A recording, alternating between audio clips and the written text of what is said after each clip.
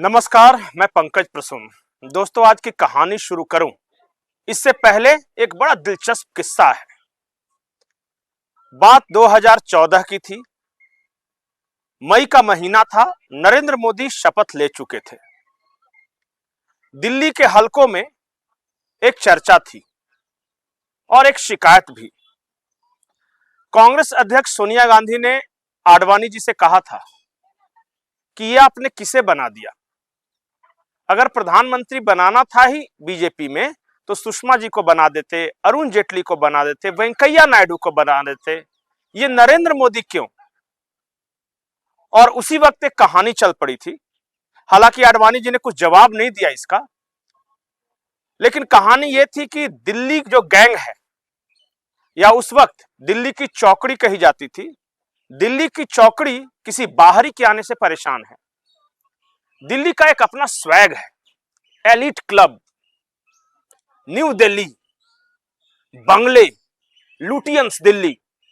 और लुटियंस दिल्ली का अपना एक सिस्टम है जो अपने अनुसार चलता है। सबने पूछा कि यह सिस्टम क्या है भाई, लुटियंस दिल्ली का यह स्वैग क्या है। तो उन्होंने कहा कि वहां पार्टियां नहीं होती, वहां पर्सनल नेटवर्किंग होती है। उदाहरण के तौर पे उन्होंने बताया कि सत्ता पक्ष में अहमद पटेल रहें या अरुण जेटली, दोनों के काम होते रहते हैं। 4 काम वो हमारे कराते थे, 4 काम हम उनके कराते हैं। ये अंडरस्टैंडिंग थी दिल्ली में और शायद आज भी है। नरेंद्र मोदी के आने से वो इकोसिस्टम, वो एलिट क्लब, वो दिल्ली का लुटियन कल्चर डिस्टर्ब हो गया। जो बड़े बड़े रईस, बड़े बड़े नेता जो दिल्ली में यूं ही पड़े रहते थे बंगले बनाकर, 4 काम आप मेरे कर दीजिए, 4 काम मैं आपके कर दूंगा, ये वाला जो कल्चर था वो बिल्कुल डिसरप्ट हो चुका था। और इसीलिए सोनिया गांधी को नरेंद्र मोदी बिल्कुल पसंद नहीं। इनफैक्ट कांग्रेस को नरेंद्र मोदी बिल्कुल पसंद नहीं। जो भारतीय जनता पार्टी का जो एलिट तबका है उसको नरेंद्र मोदी बिल्कुल पसंद नहीं। किसी भी पार्टी के एलिट तबके को नरेंद्र मोदी पसंद नहीं। कहां से आ गया? इसका न खानदान में कोई मंत्री रहा है, न इसके बाप दादा कुछ नेता रहे हैं। दिल्ली का कल्चर के बारे में इसको पता क्या है? यह थी छवि। खैर, यह बात 2014 की थी। आज हम 2026 में बात कर रहे हैं। क्या इन 12 सालों में मोदी बदल गए? क्या दिल्ली को उन्होंने कुछ तो एब्जॉर्व किया होगा? क्या उस कल्चर में रचे बसे हैं? और ये सवाल खड़े हो रहे थे कि मोदी ने क्या बदल दिया, क्या हो गया मोदी के आने से। आज भी तो दिल्ली वैसे ही चल रही है, लुटियंस कल्चर वैसे ही चल रहा है। लेकिन फिर एक प्रहार हुआ। उसे प्रहार नहीं कहते हैं, उसे वज्र प्रहार कहते हैं। और नाम है Delhi Gymkhana club. Delhi Gymkhana club elite Delhi की पहचान है, दिल्ली के दबदबे की पहचान, सत्ता की ताकत की पहचान। दिल्ली जिमखाना क्लब में कोई भी ऐसे थोड़ी ना घुस जाएगा। उसके लिए आपको 40% वहां सीटें ब्यूरोक्रेसी के लिए है, अपर ब्यूरोक्रेसी। वो नॉर्मल आईएएस आईपीएस नहीं जी, वो जो पीएमओ में काम कर रहे हैं, वो जो रक्षा मंत्रालय में काम कर रहे हैं, उस तरह की ब्यूरोक्रेसी के लिए 40% सीटें रिजर्व। बाकी की 40% डिफेंस सेक्टर, नेवी के बड़े बड़े अफसरान, रक्षा विशेषज्ञ, डिफेंस दलाल, वो सब दिल्ली जिमखाना क्लब में जाएंगे।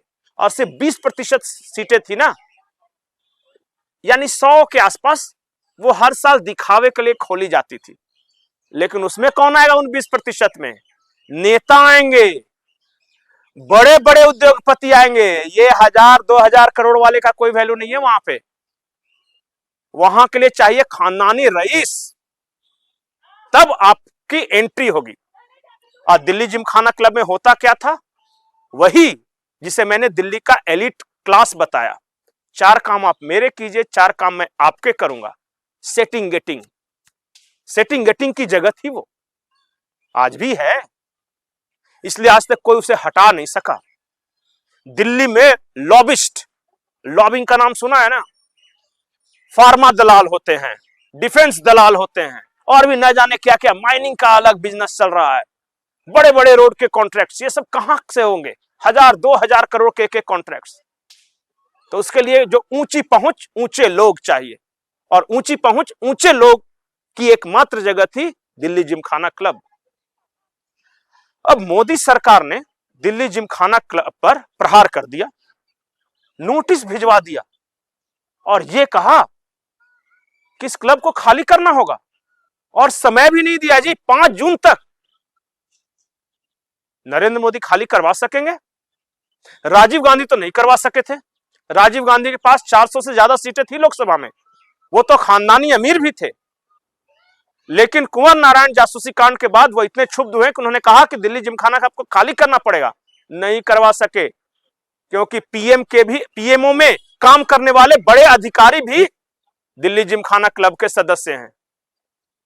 रक्षा मंत्रालय में काम करने वाले बड़े बड़े सेक्रेटरी, बड़े बड़े लोग दिल्ली जिमखाना क्लब के सदस्य हैं। कहां जाइएगा, बड़े बड़े जजों के औलादें और खुद जज भी दिल्ली जिमखाना क्लब के सदस्य हैं। कैसे तोड़िएगा इसे?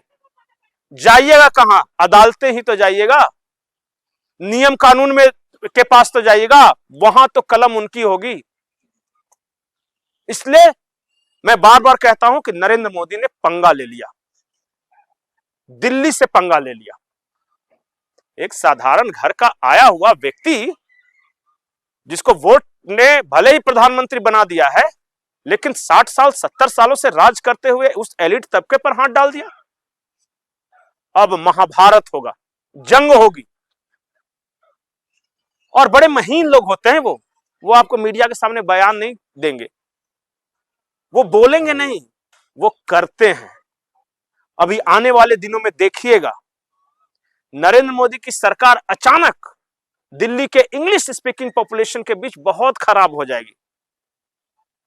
क्लास नहीं है ना जी, वो एक शब्द का इस्तेमाल करते हैं दिल्ली जिमखाना क्लब वाले, पेडिग्री नहीं है इन लोग के पास। एक पीढ़ी 2 पीढ़ी का रईस क्या जाने कि दिल्ली जिमखाना क्लब क्या होता है। उसके लिए आप लोग को गांधी परिवार के पेडिग्री को देखना पड़ेगा, ऊपर से नीचे तक प्रधानमंत्री, ये होती है पेडिग्री। इसलिए 2006 में राहुल गांधी को इतने कम उम्र में दिल्ली जिमखाना क्लब की मेंबरशिप मिल गई, नहीं तो 30-30 साल वेटिंग लिस्ट चल रहा है। तो पेडिग्री को देखकर दिया जाता है वहां मेंबरशिप। और नरेंद्र मोदी, इसके खानदान की तो पेडिग्री नहीं है। मां बर्तन मांजती थी, बाप रेलवे स्टेशन पे चाय बेचते थे, और वो आके दिल्ली के एलिट क्लब पर, दिल्ली के सत्ता प्रतिष्ठानों पर हमला करेगा, और पावर सेंटर्स जो इतने दिनों से बनाकर घूम रहे थे वो बर्दाश्त कर लेंगे। इसलिए मैं बोल रहा हूं, अब याचना नहीं रण होगा, और उन्होंने फैसला कर लिया है कि अब तो आर या पार। आपको क्या लगता है, नरेंद्र मोदी इस शक्तिशाली लॉबी से जीत पाएंगे? आपको क्या लगता है कि नरेंद्र मोदी अगर दिल्ली जिमखाना क्लब पर हाथ डाल सकते हैं तो वो कुछ भी कर सकते हैं? आज तक मोदी जी ने जो कुछ किया है वो जनता के समर्थन के बदौलत किया है, लेकिन दिल्ली जिमखाना क्लब को खाली कराने के लिए जनता के समर्थन की जरूरत नहीं है। वहां टेक्निकल बहुत सारी चीजें हैं। कहा भी गया है कि आने दो मंडे, आ गया सोमवार। अभी तो हम हाउसिंग बोर्ड के पास जाएंगे, 27 एकड़ प्रधानमंत्री आवास के ठीक बगल में, और भाड़ा 1000 रुपए। ये है ययाशी। एकमात्र ऐसी जगह है जहां 26 टेनिस कोर्ट है, 26 टेनिस कोर्ट। आप दिल्ली जिमखाना क्लब की बात कर रहे हैं, गरीबों को तो वहां की दीवार छूने की भी इजाजत नहीं है।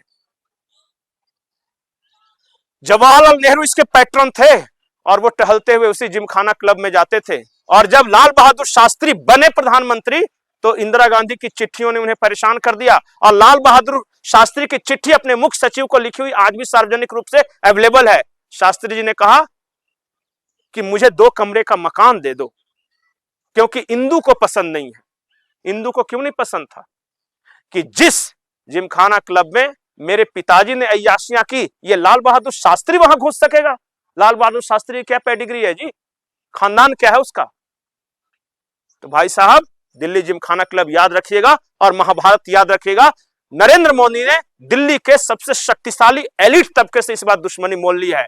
गुजरात में रहकर दिल्ली सल्तनत उखाड़ फेंकने की बात करना आसान है, लेकिन दिल्ली के तख्त पर बैठकर दिल्ली जिमखाना क्लब खाली कराना बहुत ही मुश्किल है। आपको हमारा यह वीडियो कैसा लगा कमेंट सेक्शन में जरूर बताएं। नमस्कार।